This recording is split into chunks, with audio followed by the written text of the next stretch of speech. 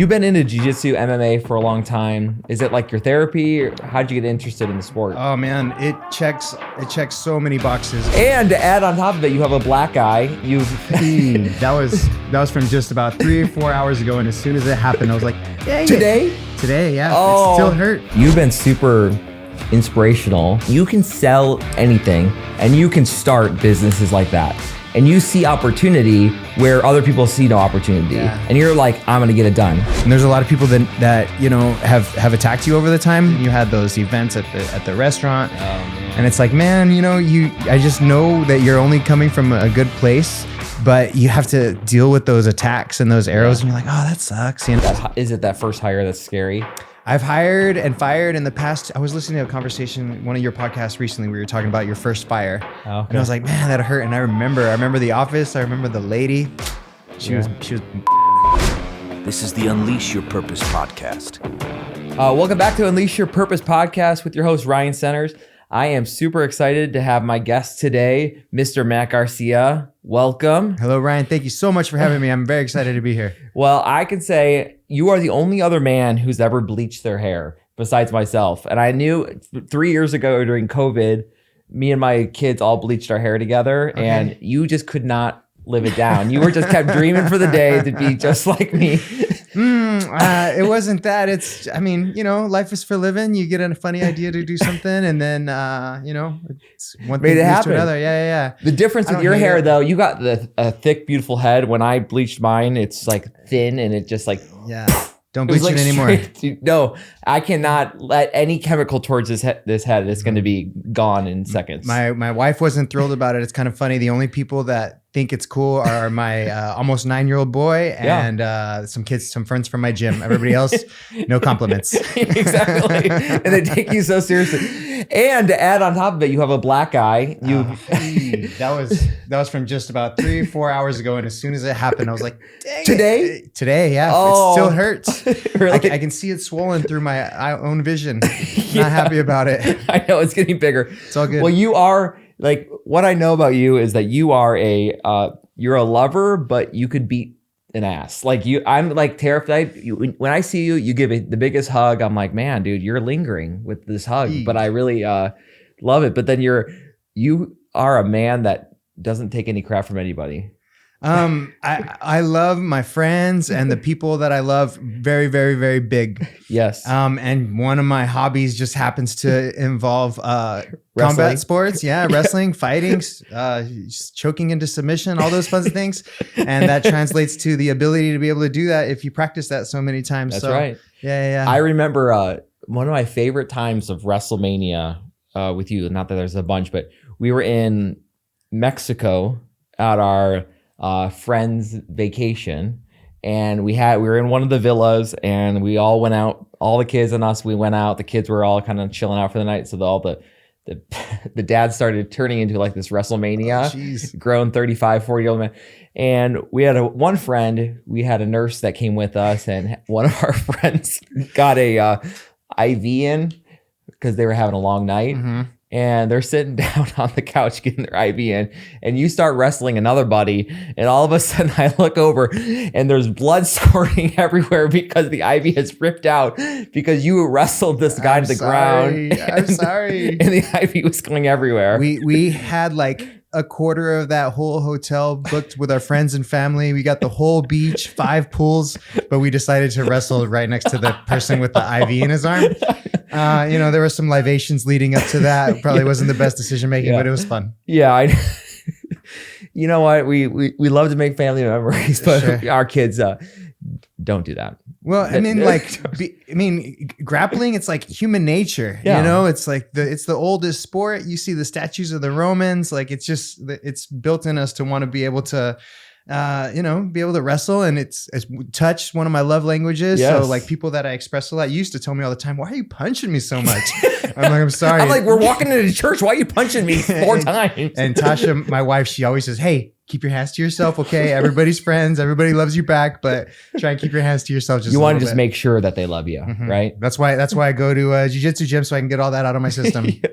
You've been into jiu-jitsu, MMA for a long time. Is it like your therapy, or how'd you get interested in the sport? Oh man, it checks so many boxes. I wrestled in high school, I club wrestled in college, and then I didn't do anything of the sort until 2018, where I found the gym that I go to now. Shout out Jay Page's Jiu-Jitsu in Tempe and all my teammates, the sub squad there.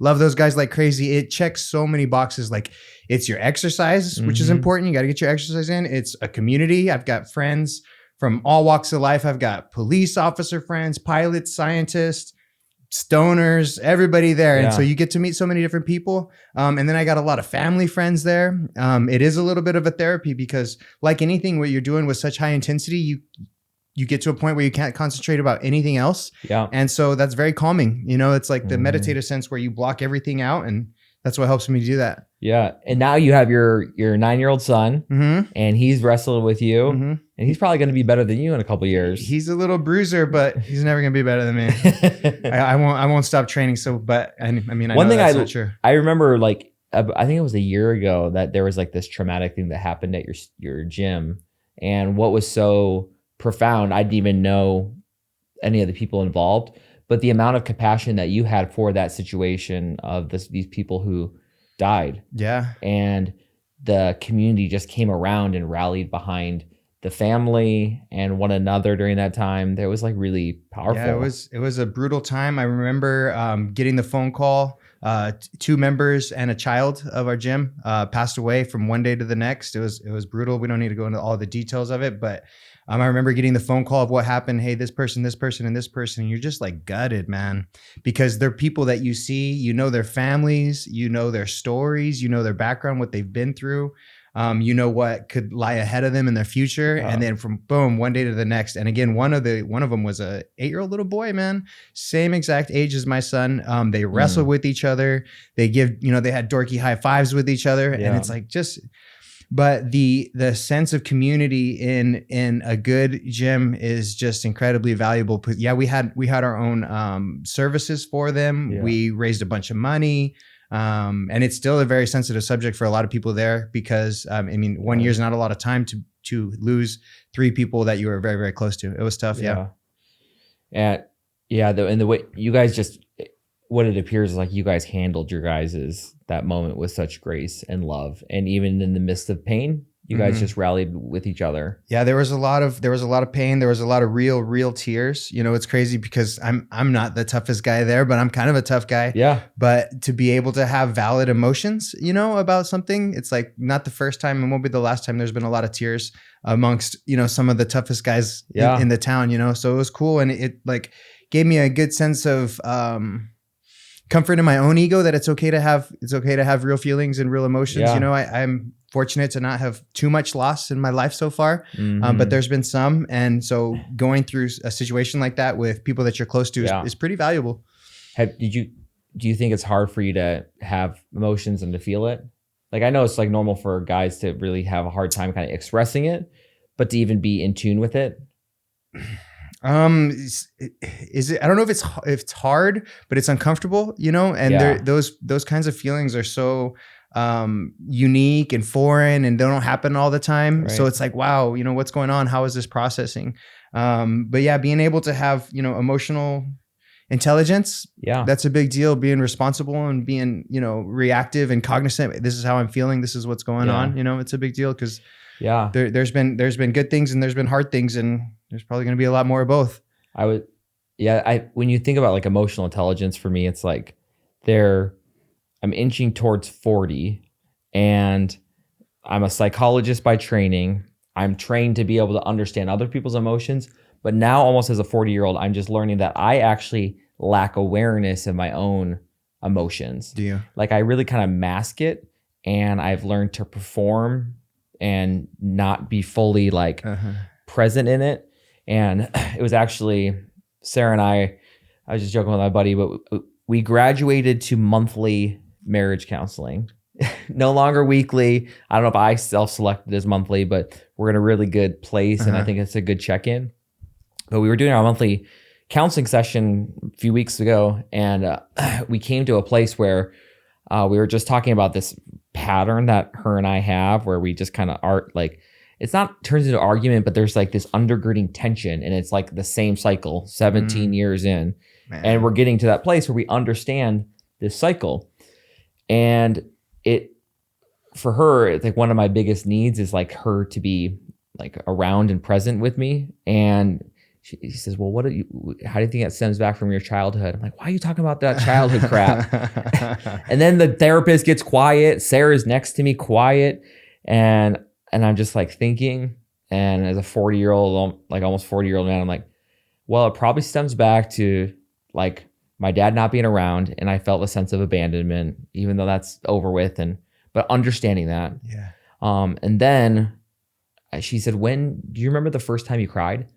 And I said, the only time I remember crying was when I was 17 years old, because my mom was a single mom and my sister was a wild child, and all of her energy had to be focused on her. Oh, wow. And to really like be around for her, like I'm going to ship her off to your dad's or somewhere else. Just and all the energy, attention. Everything. So my poor single mom just was dealing with this wild child all the time. So my job was to be quiet and to just follow the rules and do what I had to and be invisible. Don't cause any more problems. Don't cause problems for my mom. That's funny. And I had to buffer their emotion, and I never kind of understood my own stuff. So now as an adult, I'm like, oh wow, I never had those that attention. So now as a 40-year-old man, I want the attention from my wife. But you want it to be real. Like you use the word perform.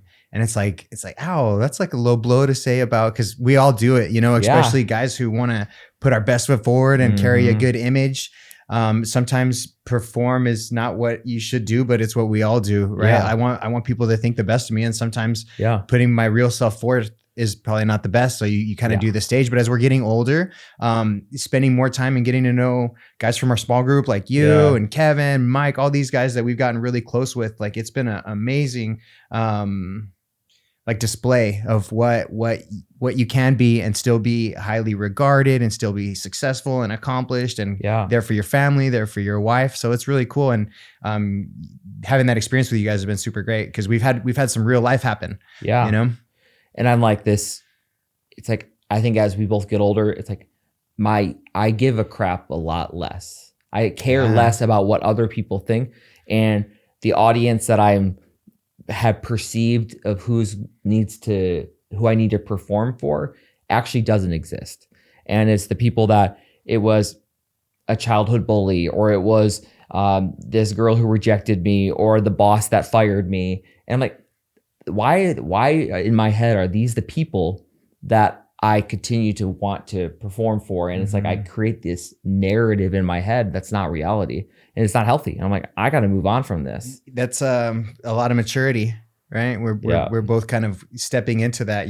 I'm not close to 40, but you are, so I probably get to look forward to that a little bit. But it feels nice. It's like a little bit of a weight off your back. Like, man, I don't have to give a shit. I have people that love me. I have really close people that love me, and that's kind of all that matters. You want to take care of your community and your friends, but you can only focus and you can only give your best to the people that really deserve it. And again, that's kind of like a load off your back to be like, they deserve my best, and that's what they're gonna get.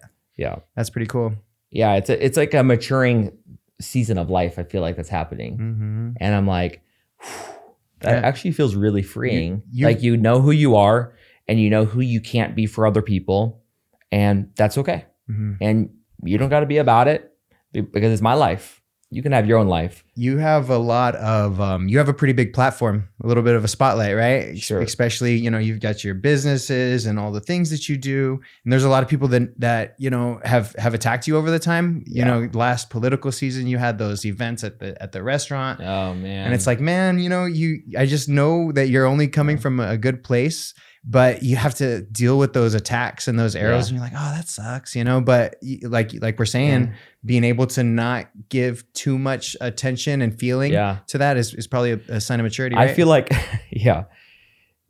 the amount of attacks probably in the last 2 years I had people writing on Yelp reviews that I'm trying to kill children because I kept a trampoline park open, during COVID, during a pandemic. I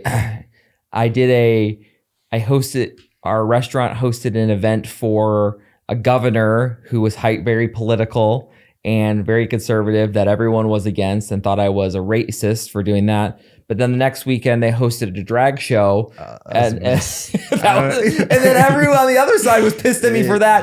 So I said, I'm just going to offend everybody. I'm just going to offend all levels of spectrum and just kind of go with it. I think I would have taken the drag show one off the board, though. You know what? I'm an equal opportunity offender. There you go. But I'm just what I've noticed in life, like you get a decent amount of hate as your level of influence goes up or maybe success increases.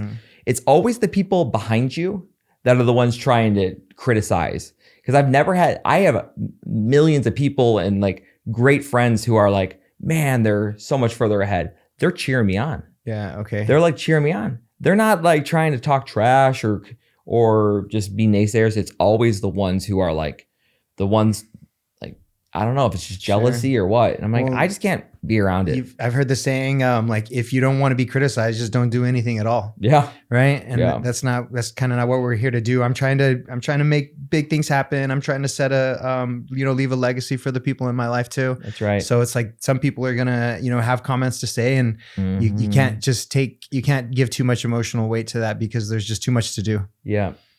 Yeah. When you talk about legacy, you've been super inspirational. You can sell anything and you can start businesses like that. And you see opportunity where other people see no opportunity. Yeah. And you're like, I'm going to get it done. Like my favorite was you came to one of my gyms I owned and was like during the middle of COVID and you're like, you need biofog. Yeah. And then the trampoline park, you're like, I need a biofog. And you just literally got this website up, right? Yeah, it was a wild couple times. Like COVID happened, everything got shut down, everything was closed. We're all at home.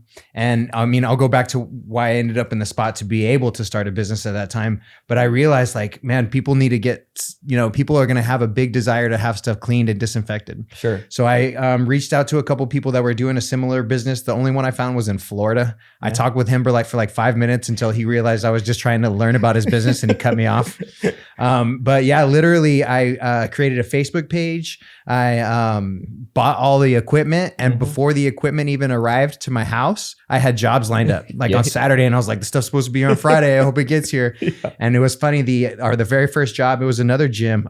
They invited like a news anchor to show up. So then my business was on TV and I started blowing up, and I had, government contracts. I still have, some really big, businesses that I take care of. You still biofog? Yeah. I still got a couple 5 years later, still. Hey man, if they want their stuff clean, I'm happy to do it for them. And it's a good service that we do. And it was crazy. We were doing 60, 70 jobs a week, and so I had people working with me on it also. That kind of, it's calmed down the COVID side of it. Sure. So people aren't doing as much disinfection, but I still have a couple businesses that I go out every single week and clean and check in and sign in, send them a bill. And this is what people need to hear, that there is a need.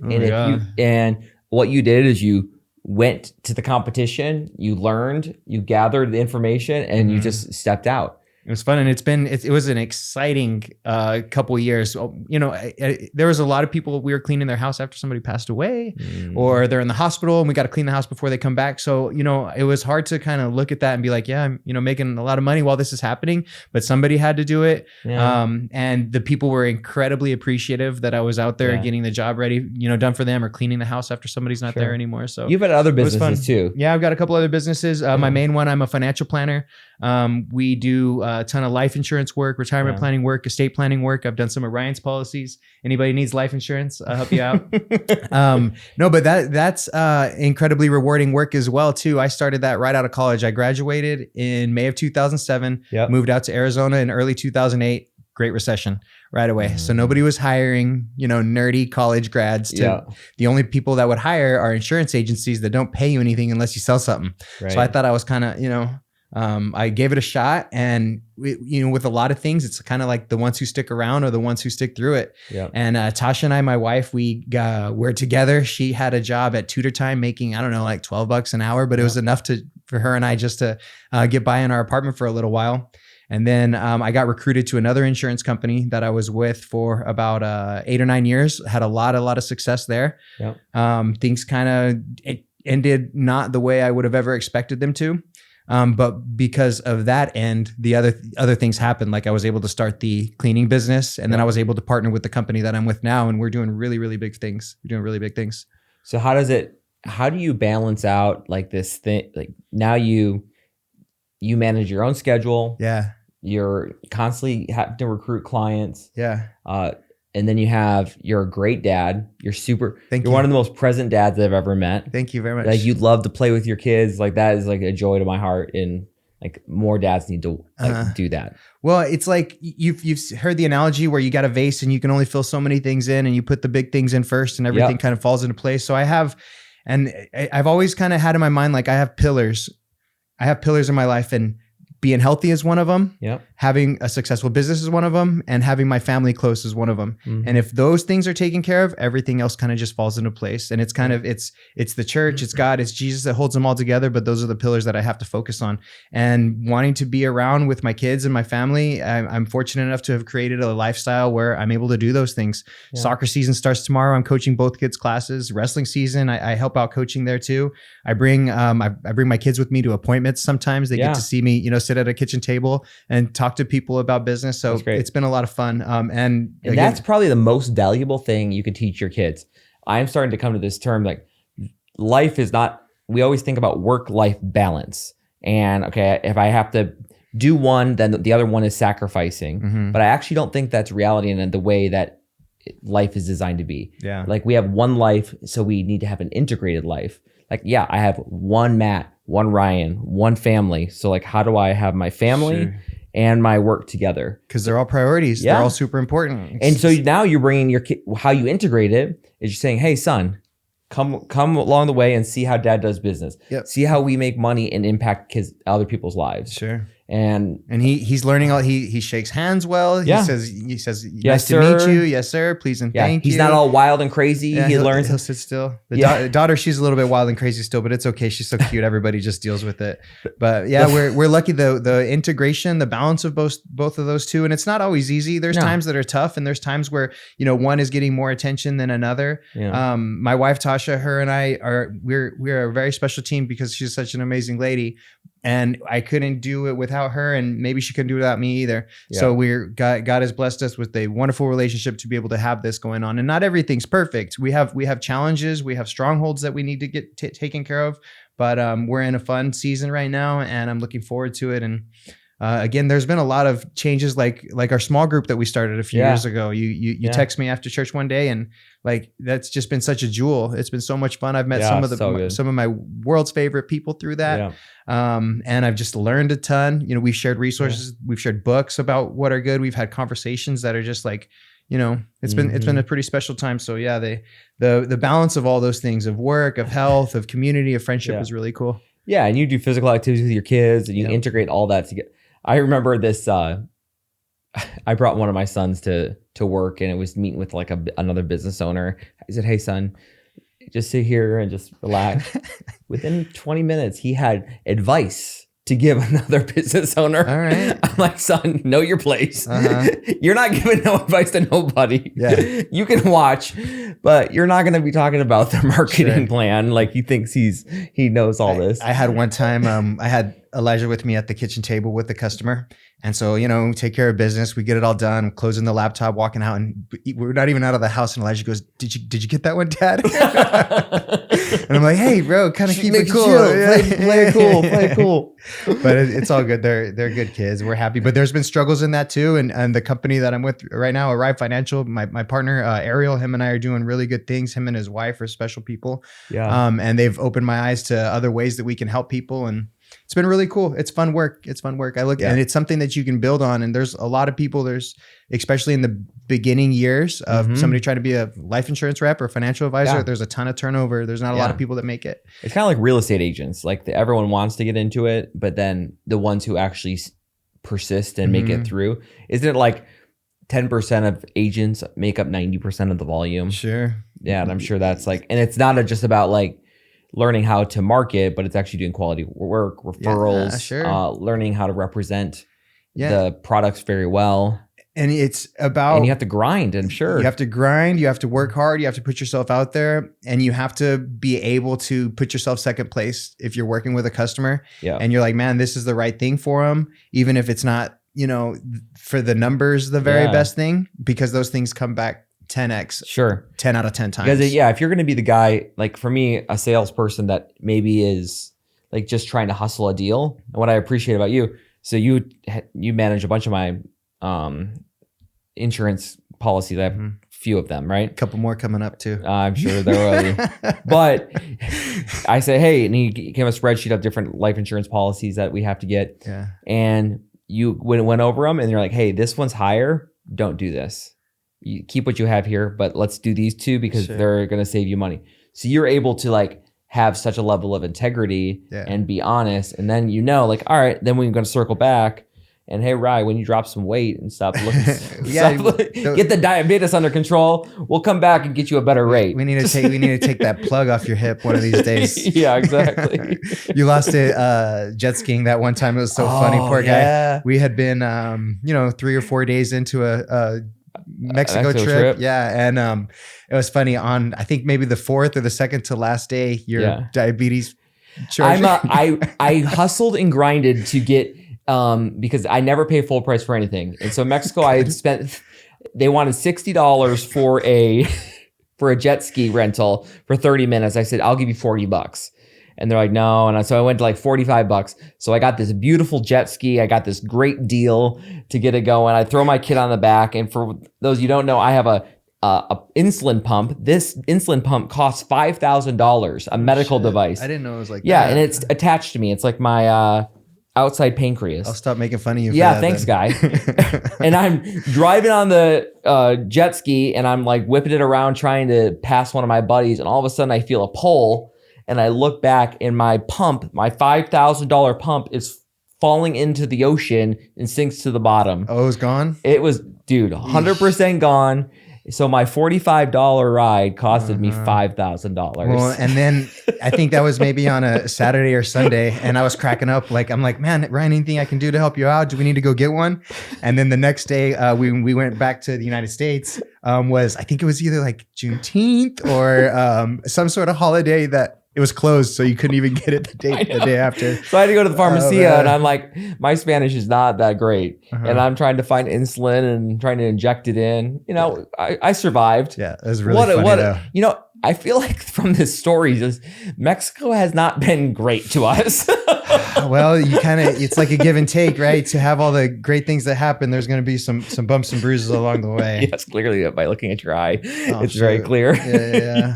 There's my next tournament might be in Mexico in March. Really? Yeah, they have a big one, and we have an affiliate down there. Super, super cool guys. So we always are helping them fundraise or getting them extra gear, and they're building a tournament in March 18th, somewhere around there. Okay. And so it's, to go out and support them, be out there might be fun. That'd be so good. Mm-hmm.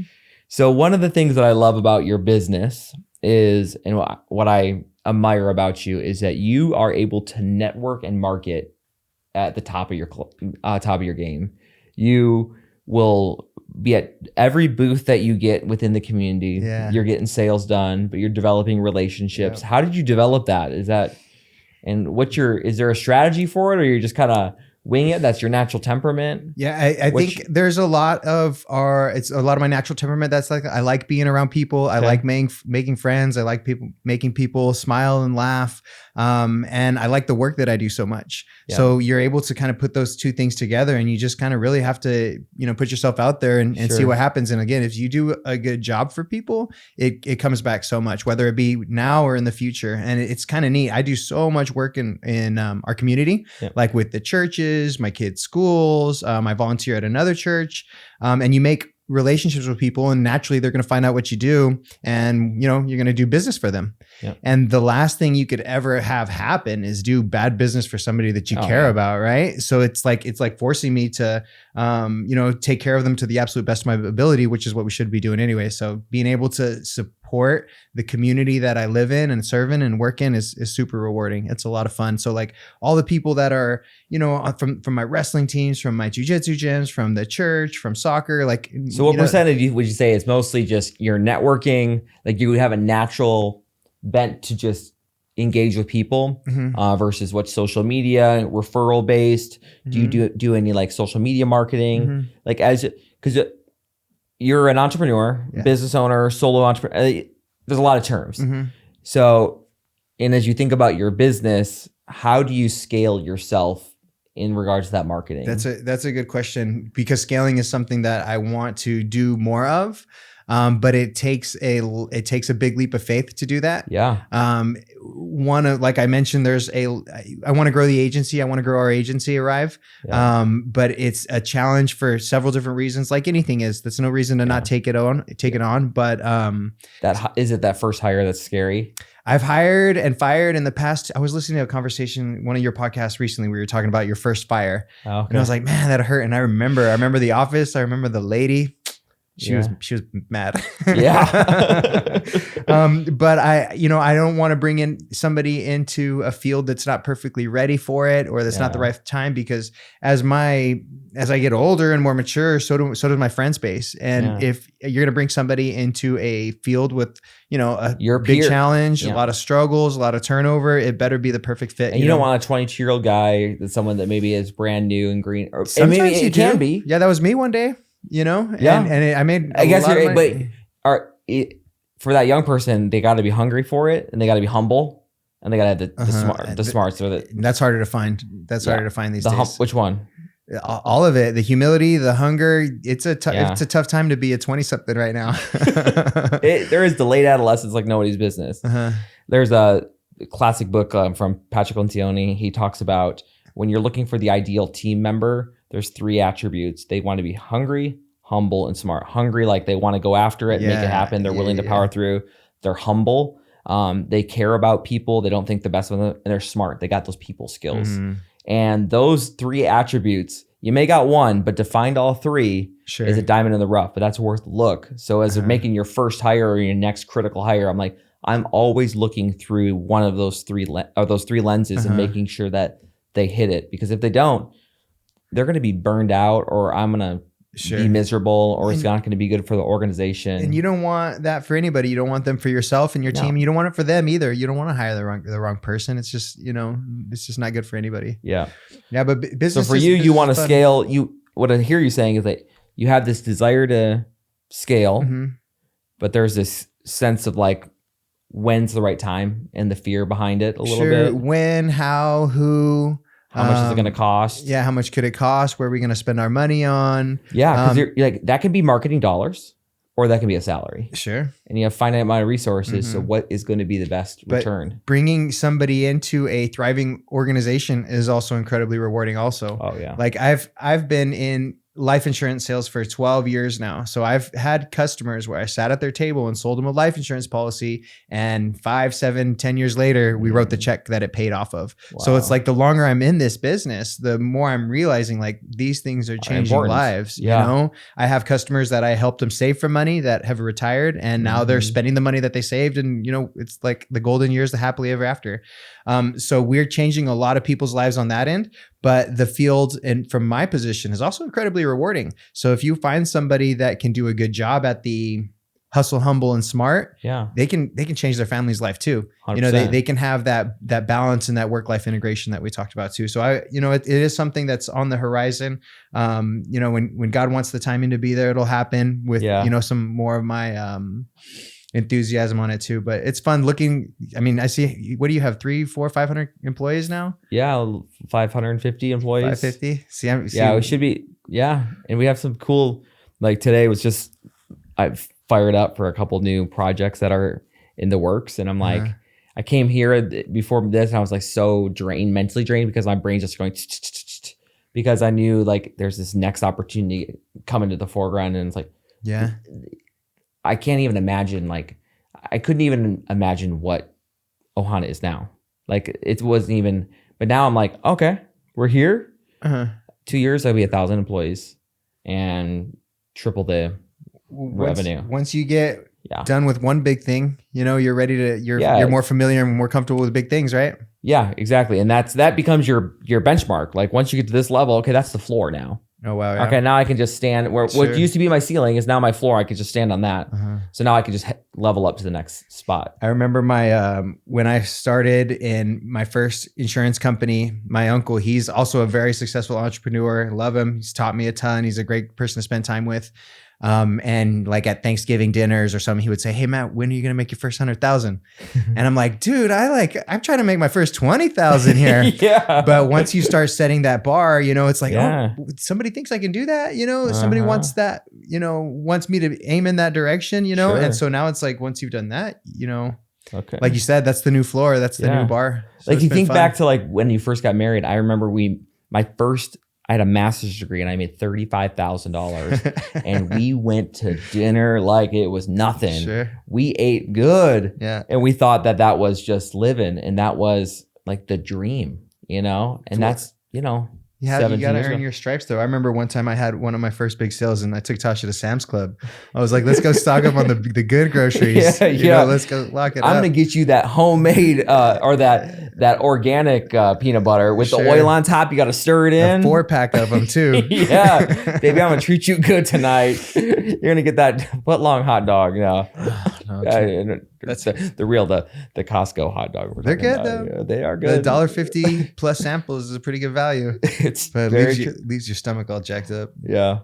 So the last thing I always like to end with is like you're a man that is very focused on making impact. You are a guy that is dialed in with your purpose, I believe, and wants to leave a legacy. So one, what motivates you to do that? And number two is if you were going to end, your life was going to be done today, how would you, what do you want to be remembered for? What's on the tombstone?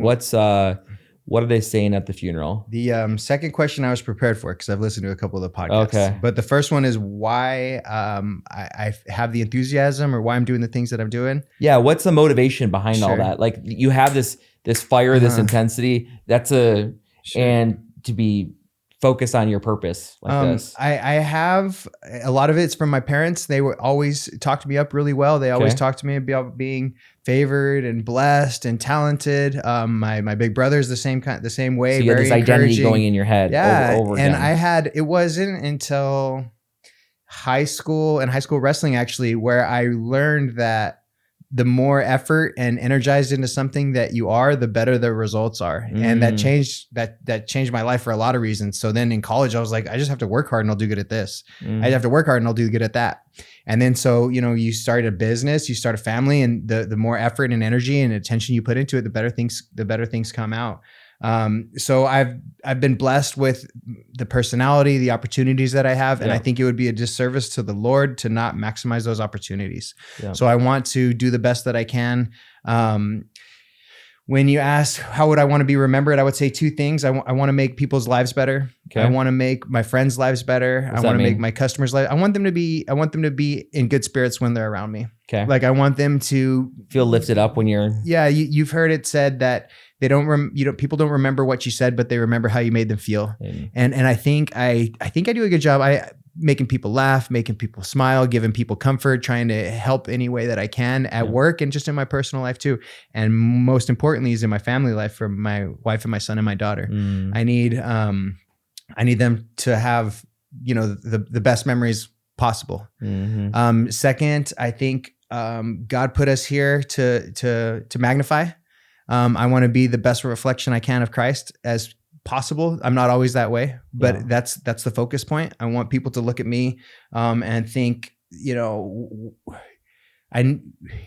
God is helping him. I don't know if I'm saying that right, but I want to be the best example. You're like a mirror. You're like a reflection. Yeah, a reflection. I want to magnify Christ. You want them to see God in you, kind of. Yeah, and like you're pointing to Him. Yeah, times a million.